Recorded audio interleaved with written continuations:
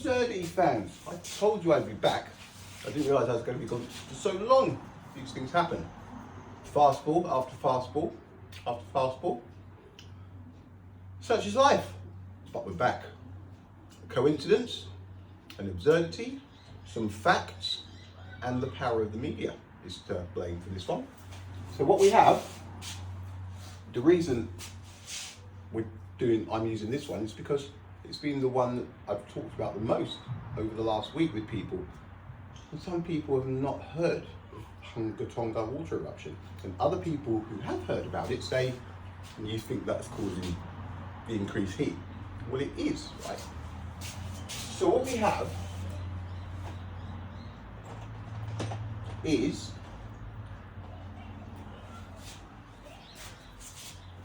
planet Earth, okay?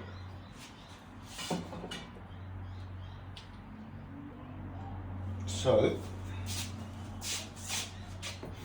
in December 2021, it started to rumble. And in January 2022, I think it was on the 15th, I'm pretty sure it was. Boom! Right? The most powerful explosion, the most powerful volcanic sea, land, anything that humanity has ever experienced since records began. Nothing has come even close, right? So this is the Hunga Tonga water eruption, right? Nothing has come even close in all of the records since time began. And time is what? Quantumly made, or, oh God. So we've got Hunga Tonga water eruption, right?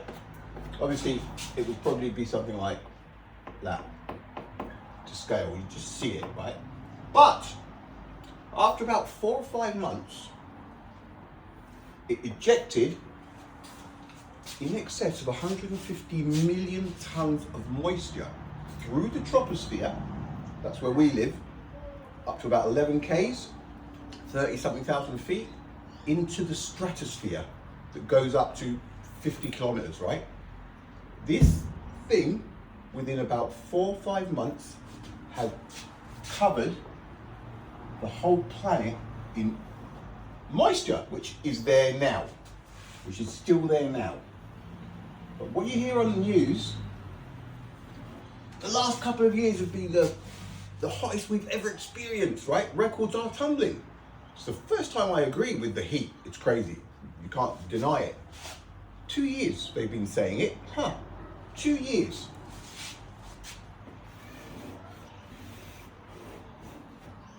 In about January, February, March, April, May, let's say June.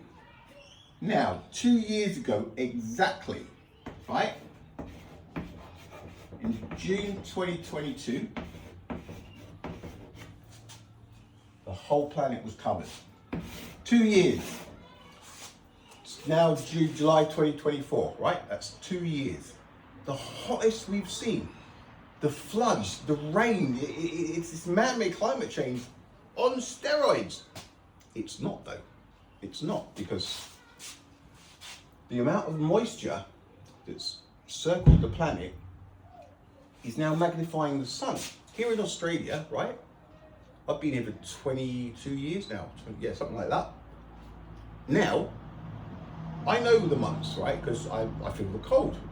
And I remember every year, it's freezing at night, exactly like it is now. But during the day, it's usually still fresh. Even if the sun's pounding down on us, you get the odd hot day, but it's usually still fresh, like it's fresh.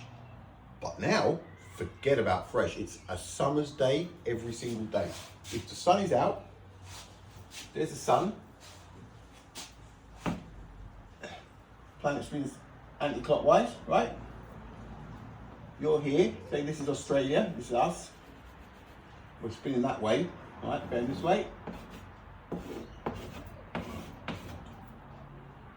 Sunrise about here.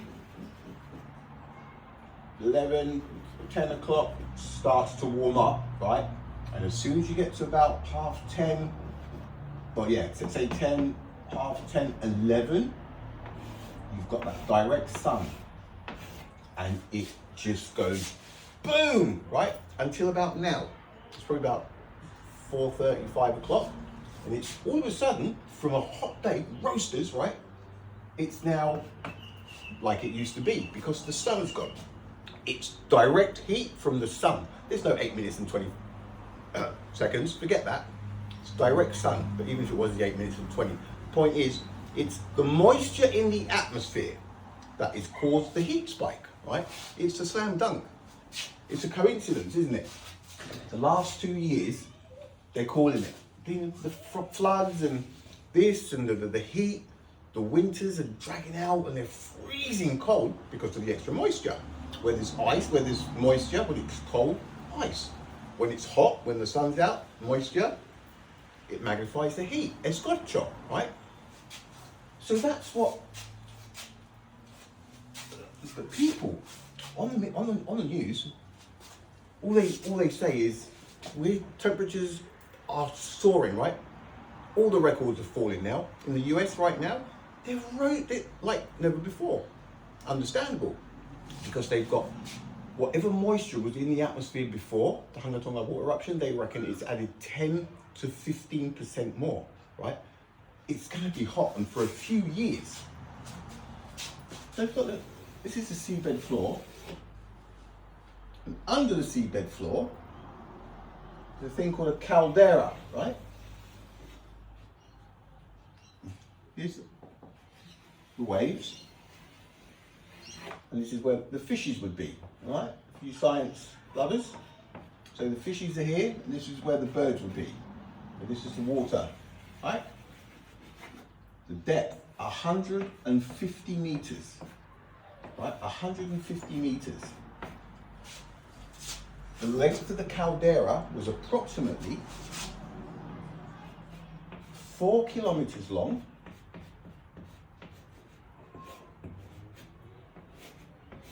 The actual volcano that it was attached to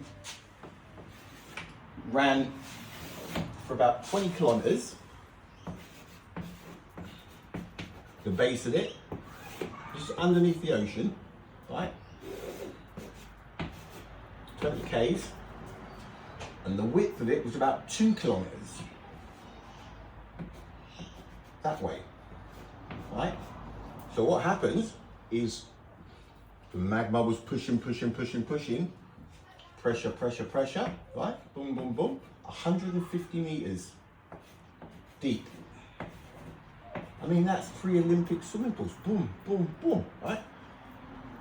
And it eventually breached, and it collapsed. And as it collapsed, it just collapsed into the magma, the molten magma. And this thing just went boom! And not only did it eject moisture, it ejected loads of chemicals, carbon dioxide, everything. This thing was a monster. It's a steam monster. And it's actually, in some places, the ozone layer, right, has reduced by up to 30%. Now, do you remember when they used to say that was us? Do you remember how many times I have personally said, this planet only needs to hiccup once, right? And humanity will understand about the planet decides the heat. Not humans with their electric cars and Mickey Mouse this and Mickey Mouse that. It's illogical, right? And this is the evidence right here. It collapsed, the caldera collapsed, the water just came down onto the magma, and all hell broke loose, right? It was explosion after explosion after explosion. This is where aeroplanes fly, right? 33,000 feet. That's us. It's our atmosphere. This thing punched through where our troposphere ends, which is there, and went into the stratosphere.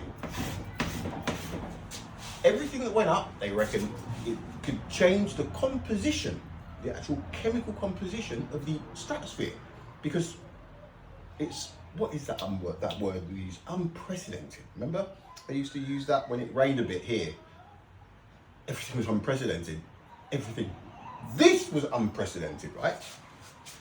And covered the planet. It's going to be there for years. So, I say it is common sense, right? If you know how the planet works, you know what heat does, you know what moisture does in the atmosphere. Moisture is probably worse than carbon dioxide in the atmosphere, right? Direct heat from the sun, boom, it's like a magnifying glass. So those of you that keep saying, it's man-made climate change, it's man-made climate change, it's not man-made climate change. For the last, how long?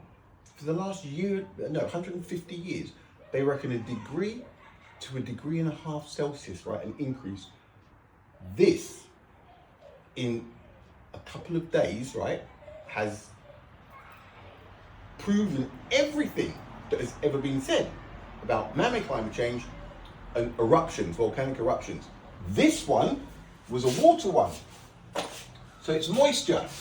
It will heat the planet up, depending on, this was a baby. Guaranteed, right? Guaranteed this was a baby. Now they're going on about, well, how come we didn't predict it? How come we didn't? Because you don't.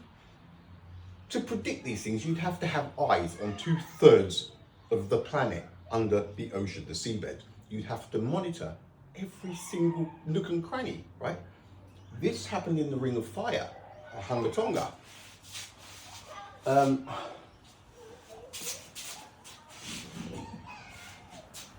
Got the planet back up here again. Get it down.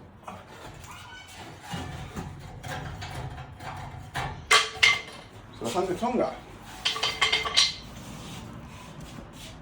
Keep coming.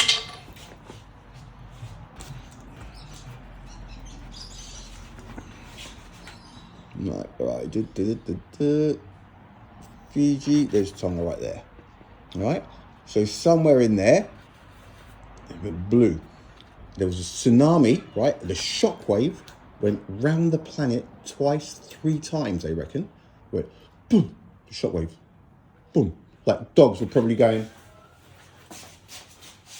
huh? Huh? And then, hour later, huh? Like, shockwave, 3 times, they reckon. We probably would have felt the first one. It was tsunami, the usual, up to Japan, the US, South America, Australia, New Zealand, all of the, I said South America, the Ring of Fire, right? 3 people died, destroyed loads in Tonga, and there's some of the islands there. 1 tiny eruption, right? And that's what happens. So, to say that man-made climate change is to blame for, I don't know what increase we're talking, because it's just all media. 20 years ago, the mobile footage wasn't as good, but now, whenever there's anything, a little rain, people are like, oh, look, look, look. It's all the power of suggestion, right? So, the reality is this.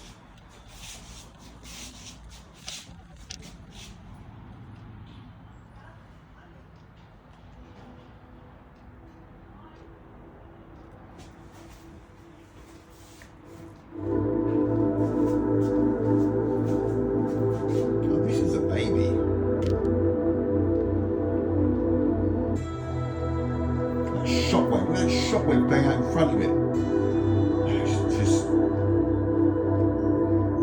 2 kilometres wide and 4 kilometres long.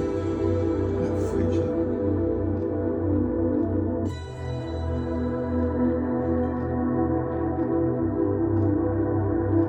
Now the ocean, seabed, they don't monitor everything. It's impossible, right? They just don't. It's like the same as they don't monitor the sky for asteroids and meteors. They don't. They say, yeah, we've got everything covered. They've got nothing covered.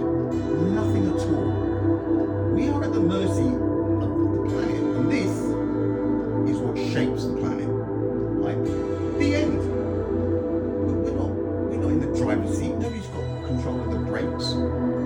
gas accelerator, the handbrake. What's happening is some people have managed to get to the front, and they are fooling people with claims of knowledge that can't be known, right? And now they're saying, oh, it's good that we've seen this, now we can monitor, we go down and look, see what the damage is down there, and then we can kind of, work out what might happen in the future. Shut up. No, you won't. The same as they can't predict earthquakes. You once said something about an earthquake, hey? Because they can't be predicted, so if a big one happened sometime in the next week, or the next 6 or 7 days, a really big one, what I just said couldn't be classed as predicting, it would just be a coincidence, wouldn't it? Right. But look.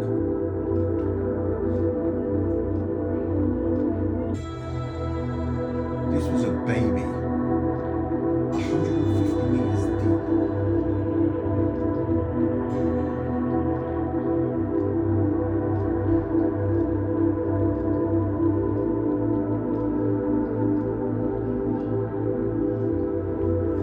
Show some more footage to slow it down a bit, mate.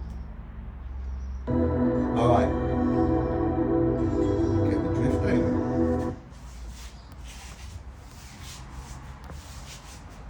So, to believe all the hype of man-made climate change, after seeing something like that, something that couldn't be predicted, it's perfectly natural. I mean, God, the Hawaiian Islands, the Canaries, loads of them. It's volcanic stuff, right? This has happened loads of times. Now imagine if something 10 times the size of that happened, right? Maybe 2 k's deep and 10 times as like a monster. A caldera of, I don't know, 15 kilometers by 4 kilometers. Boom, the shockwave. The amount of water, the heat would be over. Not over for everybody, but over for enough people, and without there ever being any evidence anywhere, right? Because the best evidence is ice. If something like that happened, the heat will melt the ice, right? So there won't be like a record. These ice cores, people keep saying, yeah, but we can tell that it's never been this hot before. No. No, you can't, because if it had been as hot as this, for, let's say, for 20 years, it stays like this, there's going to be hardly any ice left, is there? So how would they know, right? And then it might be big freezing for 100 years, and the ice just goes boop, boop, boop, boop, boop, boop, boop. We don't know. Nobody knows. Or they just keep claiming this knowledge that can't be known. When you look at an ice core, the only thing that piece of ice core that you're holding will tell you is what was in the atmosphere when it was exposed. We don't know when it was exposed, right? It doesn't say I'm 1946, this line is 40, 44, 43, 42. It doesn't work like that. The deepest piece of ice, I think, was about 4 k's. Alexa, how far down do they drill? What's the deepest they go for ice cores? She's going to come up something stupid. From GuinnessWorldRecords.com. The deepest dive through an ice hole is 16 metres and was achieved by Paul Arthur Berkman. Alexa, please, what is the deepest ice core when they check for history, the temperature of the planet? Here's what I found on Ice Core's Wikipedia page. In 1841 and 1842, Louis Agassiz drilled holes in the Unterwalden during the Alps. These were drilled with iron rods and did not produce cores. The deepest hole achieved was 60 metres. On Eric von Dragowski's Antarctic expedition... Alexa, the ice cores in Antarctica, how deep is the deepest they go, please? She won't. According to another Amazon customer, the highest mountain summit is the Vinson Massif at 4,897 metres above sea level. The deepest known ice rests 2,555 metres below sea level, where the ice is over 4 kilometres thick. This shaded relief view of Antarctica emphasises the irregular shape of the surface. 4 k's. So the ice, right, they reckon it goes down 4 k's. How who's going to know how old that ice is, right? How? How can you know? How can you know how old the ice is at 3Ks? There's no way of knowing. How do you know how old the ice is, let's say, 200 meters? So you've got 4Ks. So you dig a piece out, 200 meters, right? What is that piece at 200 meters deep? I've got it here. What's that going to tell me? It's going to say, when this piece of ice was exposed to the elements, there were traces of this, this, and this. That's it. It's not going to say, oh, I'd say this is 1,312 years old. It doesn't work like that. All it tells them is what was in the atmosphere when that chunk of ice was exposed, when that was the level, right?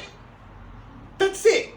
So, again, it's one of those things where people just go, nah, it can't be. They say ice core, so it's ice cores. It isn't, because if it gets that hot, the ice cores aren't there anymore. They melt, okay? So it's just absurdity after absurdity. All it takes is a little bit of thinking alone, without being, submerged in other people's thoughts, because we wouldn't want to end up living somebody else's reality, would we? Okay, that's decided then. So there you go, the Hunga Tonga water eruption. It alone would give humanity a 5%, right? It alone is to blame for the current heat patterns. The heat in the sun is not unbearable. If another one of these goes off, then it could be unbearable. And the rain, this has happened before, but bigger. This could be the answer to where everybody goes without a trace. Where does everybody go? Why are there whale carcasses in the Sahara Desert? Why are there whale carcasses in the middle of South America somewhere? How would a whale carcass get there? It must have swum. When? When there was enough water for the pyramids to have been submerged as well, right? It's all connected, right? Just, no. The planet was made, 5,500 years ago, and the light was made on one day, the planet's on another day, the ocean's on another day, the end, right? What a load of rubbish. What a load of rubbish. Billions of years, we don't, chances that they got it right at 4.6 billion is so remote, it's not even worth taking seriously. The same as it's probably not even worth taking seriously how far away Proxima Centauri is at 4.2 light years away. Because you know what? How would they work that out? Has anybody ever been to Proxima to check it? No. So how do they work it out? How do they work it out? How do they work the sun's distance out? There's a couple of things that everybody takes for granted. You do, right? I don't, not anymore. It's just absurdity after absurdity. All you have to do is think for yourself. And you too will start to see. And once you start to see a couple of them, you'll go, hang on a minute, but that's connected to that. And that's connected to that. That guy with the foil, with the tinfoil hat, he was right. The absurdity buster, he was right. Alright, it's good to be back, folks. Yeah. I left off with the pyramids last time, but then this came up so often over this grand holiday I've had. I just had to bring it up. Alright, later peeps. It's good to be back. The planet does absurdities.